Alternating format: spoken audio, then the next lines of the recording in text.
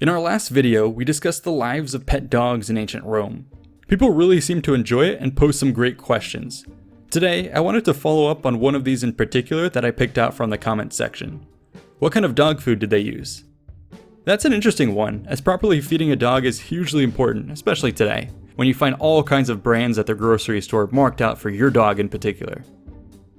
This idea of feeding a dog is properly recognized by people in the past, and is nicely stated by Xenophon, who says, quote, "As a rule, when they are hungry, the master should feed the hounds himself. For when they are not hungry, they do not know to whom that is due, but when they want food and get it, they love the giver." Our own dogs today are used to eating specifically formulated mixes poured out into bowls. Added to this is the occasional treat granted as a reward, or stolen from the kitchen. In the past, dogs were also given formulated meals, though to a lesser degree than what we see today. Two hunting manuals by the Greek historians Xenophon and Arian give us some insight into these matters. Apparently, it was customary to give young puppies barley bread softened with cow's milk or whey. A slightly more enhanced version of this involved using sheep or goat's milk instead. Additionally, a little blood might be added to the mix. For hunting dogs, this would have been blood from the animals they were being raised to chase. When the dogs grew older, ancient manuals recommend that they be given a more varied regimen. During mealtime, this might include scraps of food, bone, or grease-soaked bread. The occasional meat broth was also suggested.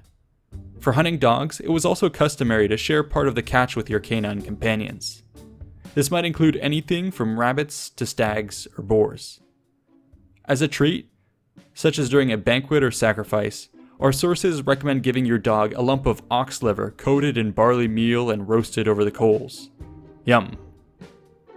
For the more refined tastes of an aristocrat's lapdog, treats might include cake, wine, and garum garnished treats.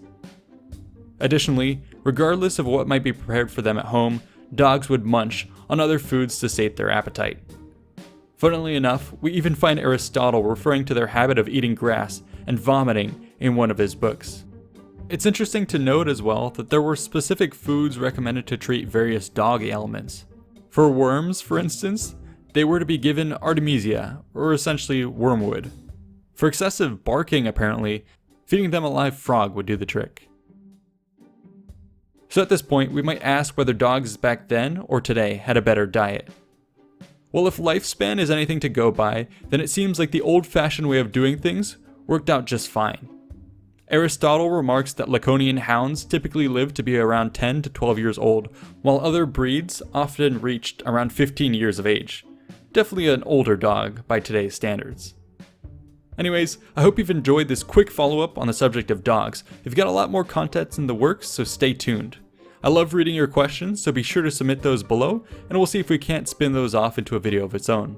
Thanks so much. See you in the next one.